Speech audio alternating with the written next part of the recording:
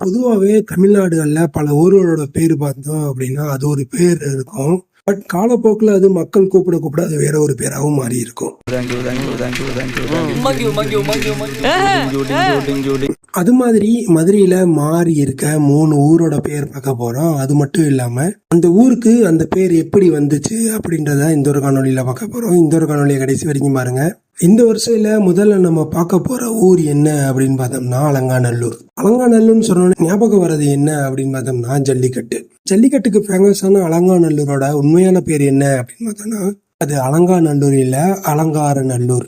இந்த அலங்காநல்லூர்ன்ற பேர் எப்படி வந்தது அப்படின்னா, கள்ளழகர் முதல்ல மதுரையில வைகாத்துல இறங்குறதுக்கு முன்னாடி தேனூர்ல தான் வைகாத்துல இறங்கிட்டு இருந்தாரு. இப்படி தேனூர் வைகாட்டுக்கு போற வழியில ஒரு இடத்துல நிறுத்தி அழகிற்கு அலங்காரங்கள் செய்யப்படுது.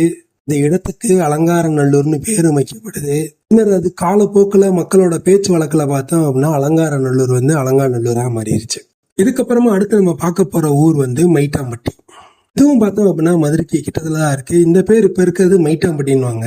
ஆனா இந்த மைட்டாம்பட்டியோட கரெக்ட் ப்ரொனவுன்சியேஷன் என்ன அப்படின்னு பார்த்தோம்னா மையிட்டான்பட்டி.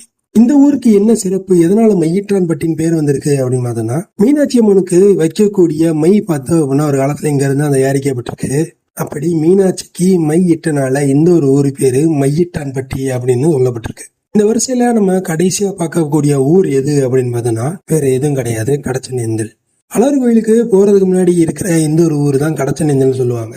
நான் இந்த ஊருக்கும் சிலப்பதிகாரத்துக்கும் நிறைய கனெக்ட் இருக்கு. அது மட்டும் இல்லாம இந்த ஊருக்குமே நிறைய கனெக்ட் இருக்கு. இந்த கடச்சனேந்தலோட உண்மையான பேர் என்ன அப்படின்னு பார்த்தோம்னா கடை சிலம்பு ஏந்தல், அதாவது கடைசி சிலம்ப கண்ணகி ஏந்திட்டு வந்தாள்னு அர்த்தம். கண்ணகி, கோவலன், கவுந்தியடிகள் இவங்க 3 பேரும் பார்த்தோம் அப்படின்னா மதுரைக்கு வரும்போது இந்த ஒரு இடத்துல தங்கி இருக்காங்க.